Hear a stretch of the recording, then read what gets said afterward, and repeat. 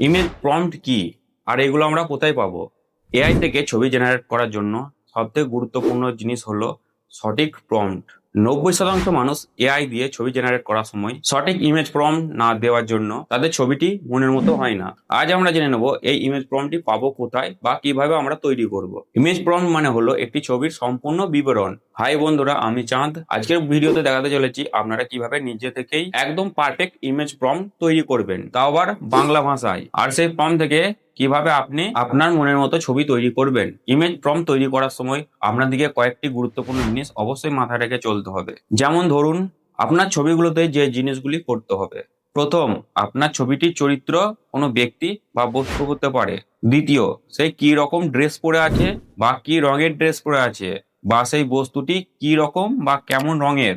তৃতীয়, সে কি করছে। চতুর্থ, কোন ধরনের ছবি, যেমন cartoon, 3D, ultra HD, cinematic, black and white ইত্যাদি ইত্যাদি। পঞ্চম, ছবিটির ব্যাকগ্রাউন্ড কেমন হবে বা পরিবেশ কেমন হবে। সবশেষে বলা যেতে পারে আপনি ছবিটি কোন সাইজে চাইছেন, স্কোয়ার চাইছেন না রিলসের সাইজে চাইছেন না ইউটিউবের সাইজে চাইছেন, সেইটি আপনাকে এখানে লিখতে হবে। দেখুন, একটি অসম্পূর্ণ প্রম্পট কেমন হয়। একটি মেয়ে কফি শপে বসে কফি খাচ্ছে। এক লাইনের প্রম্পট, কিন্তু এটি অসম্পূর্ণ প্রম্পট। এবার সম্পূর্ণ প্রম্পট কিভাবে তৈরি করতে হয় সেটা আমি আজকে বলে দিচ্ছি। একটি মেয়ে কফি শপে বসে আছে, তার টেবিলে এক কাপ কফি খাচ্ছে। সে মেরুন কালারের চুড়িদার পরে আছে, তার চুড়িদারে সোনালী কালারের সুন্দর সুন্দর ডিজাইন করা আছে। কফি শপের পেছনের দৃশ্যটি খুব মনোরম। পাহাড় দেখা যাচ্ছে, পাহাড় দিয়ে ঝর্ণা জল পড়ছে, খোলা আকাশে সুন্দর সুন্দর পাখি উড়ে বেড়াচ্ছে। এই ছবিটি 4K আল্ট্রা এইচডি রিয়েলিস্টিক হবে, আর এই ছবির সাইজ হবে 9:16। আপনি যদি ছবিতে আরো সুন্দর ডিটেলস দিতে পারেন তাহলে আপনার ছবিটি আরো সুন্দরভাবে তৈরি হবে। চলুন, যে প্রম্পটটি আমরা লিখলাম সেই প্রম্পটটি দিয়ে একটি ছবি করে দেখাচ্ছি। চলে যাব এবার আমরা মোবাইল স্ক্রিনের মধ্যে। ফোনে আমরা গুগল জেমিনাই অ্যাপ্লিকেশনটি ওপেন করে নেব।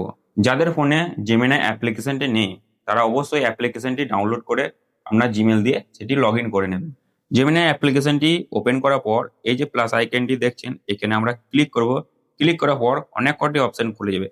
তার মধ্যে যে গ্যালারি অপশনটি আছে সেটা আমরা সিলেক্ট করে নেব। গ্যালারি অপশনটি সিলেক্ট করার পর আপনার যে ফোনের যে মেন গ্যালারিটা আছে সেটি খুলে যাবে। সেখান থেকে আমরা একটি ছবি সিলেক্ট করে নেব। সিলেক্ট করার পর যে ছবিটির বর্ণনা আমরা দিয়েছিলাম বা ইমেজ ফর্মটা তৈরি করেছিলাম বাংলায়, সেইটি আমরা কপি করে এখানে পেস্ট করে দেবো।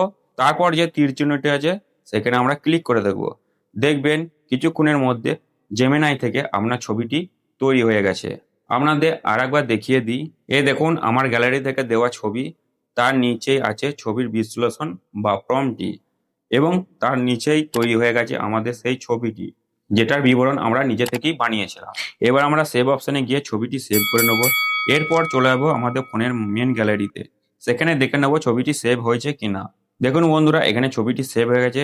শুধু এই ছবিটি বলে নয়, এর আগেও আমি কয়েকটা এইরকম ছবি বানিয়ে রেখেছিলাম, সেইগুলো দেখিয়ে দিই।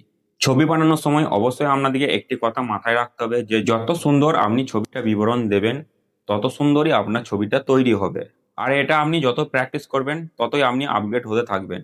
সর্বশেষে বলা যেতে পারে একটি সঠিক ইমেজ প্রম্পট তৈরি করতে গেলে একটি ছবির ব্যক্তিত্ব, সে কি করছে, সে কি পড়ে আছে, তার পেছনের ব্যাকগ্রাউন্ড কি, এই সমস্ত যত রকম বিবরণ আছে আপনি যত সুন্দরভাবে এই বিবরণগুলো সেইখানে লিখবেন তত সুন্দরই আপনার সেই ছবিটি তৈরি হয়ে আসবে।